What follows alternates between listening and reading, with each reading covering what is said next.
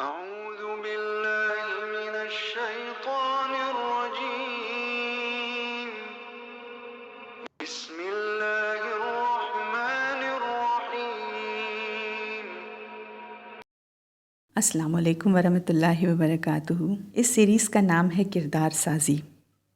ہم سب اپنے سے وعدہ کریں کہ ہم سب اپنے اندر تبدیلی لائیں گے انشاءاللہ تعالی۔ یہ سبجیکٹ یعنی کردار سازی انشاءاللہ تعالی قرآن کو اپنے اندر اتارنے میں بہت مددگار ہوگا۔ یہ آڈیو کیا ہے، اس پر تھوڑی سی بات کرتے ہیں۔ میری بہن نے مجھے ایک کتاب تحفتاً دی جس کا نام ہے تحریکی مکالمے۔ یہ اردو میں ٹرانسلیٹ کی گئی ہے، پہلے یہ عربی میں تھی، جس کے مصنف ہیں شیخ جاسم محمد المطوع۔ اس کتاب کے اسلوب اور انداز نے ایک بہت اثر چھوڑا میرے اندر، اور پھر میں نے اپنے اسٹوڈنٹس کے لیے اس کے آڈیو تیار کیے الحمدللہ۔ تو یہ کتاب ایک مکالمے کی صورت میں ہے، جہاں گمان ہی میں ہم اپنے سامنے کبھی دنیا سے، کبھی جان ماز سے، کبھی دینار سے، کبھی غفلت سے، کبھی سائے سے، کبھی بدی سے، کبھی فکر مندی سے، کبھی دیوار سے باتیں کرتے ہیں۔ ہمارے دل، کان اور آنکھ نفس کی تنگ کوٹھری میں قید رہتے ہیں، تو نفس کے علاوہ کسی اور کی آواز سن نہیں پاتے۔ انہیں اگر نفس کی بندشوں سے آزاد کر دیا جائے تو اس دنیا کی بہت سی چیزوں سے پھر وہ باتیں کرتے ہیں، انہیں ہم کلام ہونے کی لذت ملتی ہے۔ یہ تمثیلی مکالمے الحمدللہ مصنف کی ایک انوکھی کاوش ہے۔ اللہ تعالیٰ ہر اس محنتی کی کوشش قبول فرمائے جو دعوت دین کے شرف سے آشنا ہونا چاہتا ہے۔ مرد مومن کی شخصیت سنور جائے، وہ اعلیٰ کردار سے آراستہ ہو جائے، عام لوگوں کے لیے بہترین نمونہ اور دعوت و عزیمت کی راہ پر چلنے والوں کے لیے مددگار ہو جائے، یہی اس کتاب کا پیغام ہے۔ کردار سازی میں آج کا پہلا آڈیو، آج گفتگو دنیا سے۔ آج کا یہ مکالمہ کنورسیشن مصنف اور دنیا کے درمیان ہے۔ یہاں مکالمہ میں اور دنیا کے نام سے ہے۔ میں یعنی ہر سننے والا، ہر پڑھنے والا، ہر وہ شخص جس کے دل اور دماغ کے اندر دنیا اور آخرت کی جنگ چلتی رہتی ہے۔ میں یعنی میں سمینہ، میں زارا، میں رینا، میں روبی، میں فریدہ، میں ریحانہ، میں رقیہ، میں سائمہ، میں رابعہ، میں انم، میں شمع، میں عمرہ، میں افشاں، اور ہر وہ کوئی جو یہ آڈیو سنے۔ میں دنیا سے بیزار ہو چکی ہوں، اس سے دور کہیں بھاگ جانا چاہتی ہوں، لیکن کوئی راہ نظر نہیں آتی۔ جاب بدلوں، گھر بدلوں، محلہ اور شہر بدلوں یا ملک چھوڑوں، آخر کیسے جیتے جی اس دنیا سے پیچھا چھڑاؤں؟ کوئی سبیل نظر نہیں آتی۔ دنیا میرے ساتھ سائے کی طرح لگی رہتی ہے اور میرے ہر فیصلے پر حاوی رہتی ہے۔ میرے سارے مسائل اور پریشانیوں کی جڑ یہی دنیا نظر آتی ہے۔ دل میں اکثر یہ خیال آتا ہے کہ کسی طرح یہ دنیا میرے سامنے اس طرح آ جاتی کہ میں اپنے دل کی بھڑاس نکال لیتی اور اس کا گلا گھونٹ کر اس سے چھٹکارا پا لیتی۔ آخر ایک دن آ ہی گیا۔ میں تنہائی میں بیٹھی ہوئی تھی کہ مجھے لگا کہ دنیا میرے سامنے کھڑی ہوئی ہے۔ لیجئے، دنیا اور میں مکالمہ شروع ہوتا ہے۔ دنیا: تمہیں مجھ سے کس بات کا گلہ ہے؟ بولو، میں تمہارے سامنے ہوں۔ میں اداس لہجے میں: مجھے غم اس بات کا ہے کہ تم سے چھٹکارا پانے کا مجھے کوئی راستہ نظر نہیں آتا۔ دنیا: دیکھو، مجھ سے تعلق رکھنا ایک فطری ضرورت ہے۔ کوئی یہ نہیں کہہ سکتا کہ وہ میرے بغیر جی سکتا ہے۔ میں اللہ پاک کی مخلوق ہوں، میرے اندر دل موہ لینے کی صفت رکھی گئی ہے۔ میں: یہ کیسے ہو سکتا ہے کہ تم سے تعلق رکھنا ضروری ہو؟ دنیا: ہاں، ایسا ہی ہے۔ اس زندگی میں کوئی مجھ سے لا تعلق نہیں رہ سکتا۔ میں زندگی کی ضرورت ہوں، یہ فطرت کا قانون ہے۔ دراصل مجھ سے تعلق ہونا غلطی نہیں ہے، غلطی یہ ہے کہ مجھ کو آخرت پر ترجیح دے دی جائے۔ یہی وہ غلطی ہے جس کا ارتکاب اکثر لوگ کرتے ہیں۔ میں: تمہاری حقیقت کیسے معلوم ہو سکتی ہے؟ دنیا: میری حقیقت اللہ کے رسول نبی اکرم صلی اللہ علیہ وسلم نے بہت اچھی طرح سمجھائی ہے۔ آپ نے فرمایا، دنیا حلاوت سے بھرپور اور سرسبز و شاداب ہے، البتہ اس کا دوسرا پہلو یہ بھی آپ نے بتایا کہ دنیا مومن کے لیے قید خانہ اور کافر کے لیے جنت ہے۔ میں: لیکن میں تو دیکھتی ہوں کہ بہت سے اہل ایمان اس دنیا میں بھی بڑی آسائشوں اور راحتوں میں رہتے ہیں۔ دنیا: قید خانے سے مراد کوئی آہنی لوہے کا قفس یا عذاب دینے کی جگہ تعذیب خانہ نہیں ہے کہ جہاں وحشیانہ سزائیں دی جاتی ہیں۔ قید خانے سے مراد یہ ہے کہ مومن اپنے آپ کو اللہ کے احکام کا پابند بنا کر رکھے اور نفس کو آزاد نہ چھوڑ دے۔ ویسے دیکھو تو دنیا میں ہر شخص کسی نہ کسی طرح پابندیوں میں گھرا ہوا ہے۔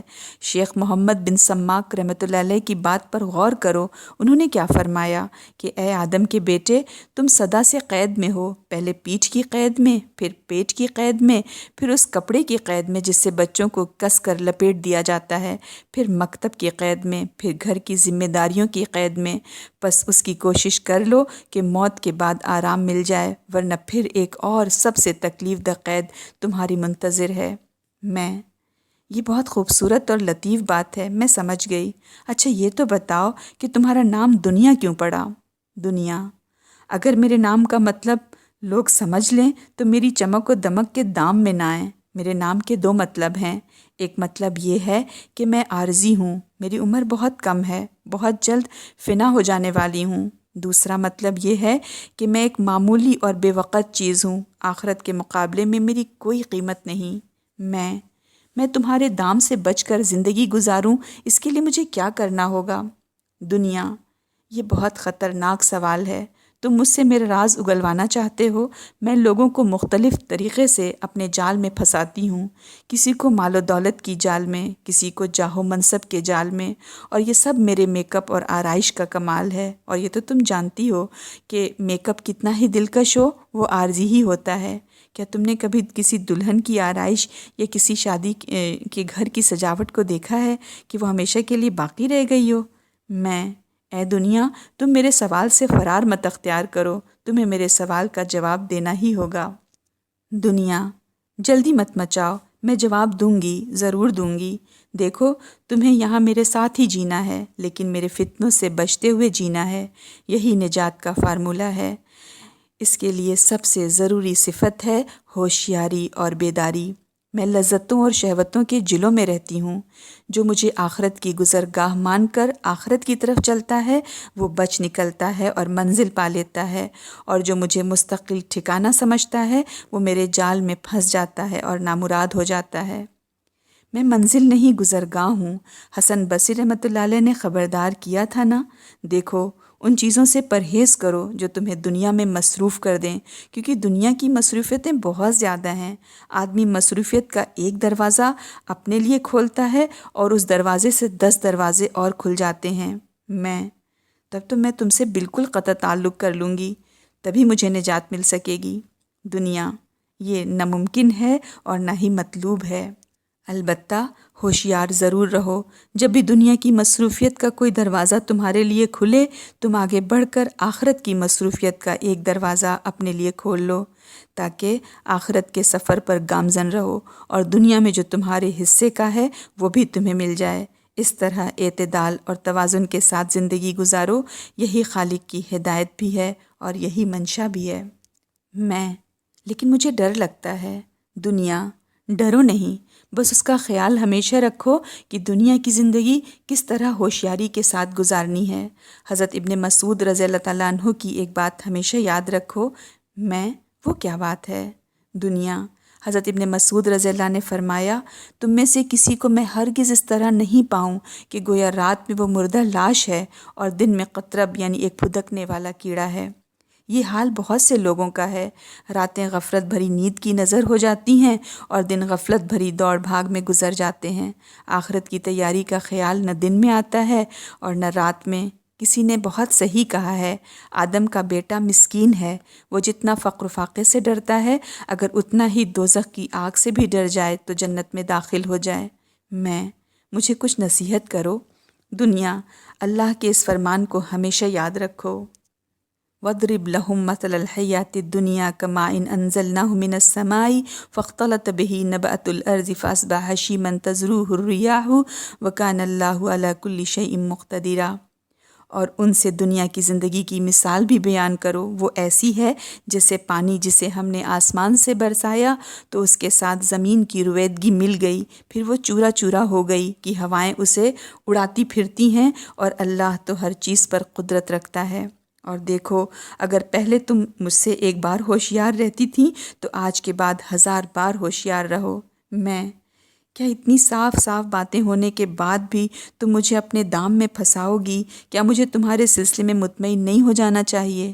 دنیا، دیکھو ایک کہاوت ہے کہ لوگوں نے کوے سے پوچھا تم آخر صابن کیوں اچک لیتے ہو؟ کوے نے جواب دیا کیونکہ ستانا میری فطرت ہے۔ میں بھی تم سے کہتی ہوں کہ دیکھو پھنسانا میری فطرت ہے، اس لیے دنیا کے عاشق کبھی مت بننا، دنیا تمہاری وفادار نہیں ہو سکتی۔ پھر دنیا اچانک غائب ہو گئی، میں پکارتی رہ گئی۔ اس کے بعد میں نے اللہ کا شکر ادا کیا کہ اس نے مجھے دنیا کی حقیقت سمجھنے کا موقع دیا۔ میری زبان پر یہ اشعار ہیں: دنیا بھی عجب سرائے فانی دیکھی، ہر چیز یہاں کی آنی جانی دیکھی، جو آ کے نہ جائے وہ بڑھاپا دیکھا، جو جا کے نہ آئے وہ جوانی دیکھی۔ اگر واقعی دنیا کی زندگی محض گھڑی بھر کی ہے تو کیوں نہ اسے سنبھال کر نیکی کی راہ میں گزار دیا جائے۔